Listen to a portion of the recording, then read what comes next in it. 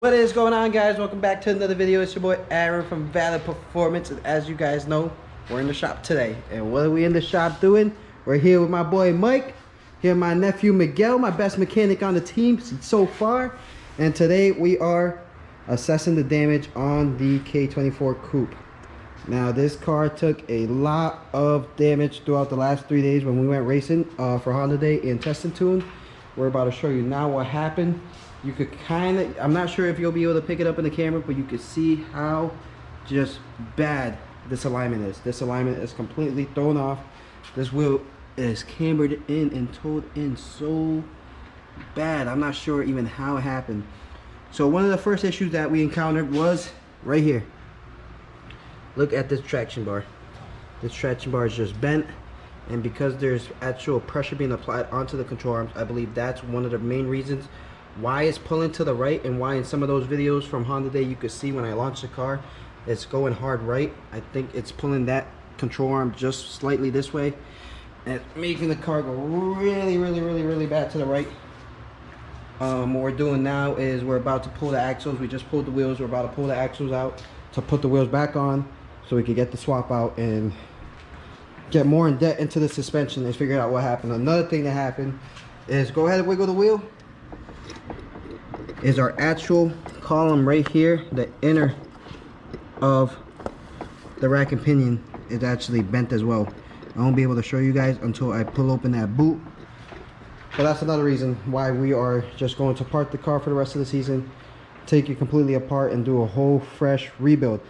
A lot of the parts on this car are already brand new, but there is a lot of miscellaneous stuff that you can't get to until this swap is back out, and that's what we're going to focus on throughout this winter and throughout the time we are rebuilding the car and trying to get it back on the road.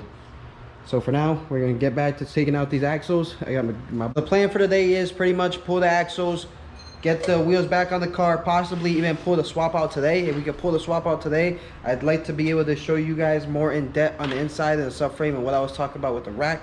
But if we don't, then I'll probably just end this here.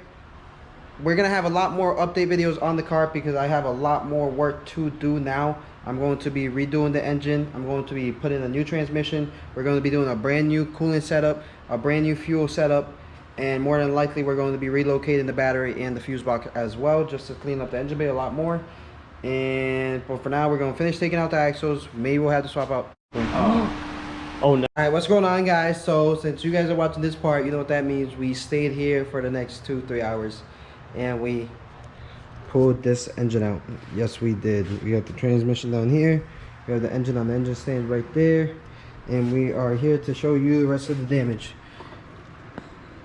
I'm not necessarily sure how much you can see in the rack, but if you look right here, the inside of the rack is actually kinked and it's bent, and it threw the whole steering out.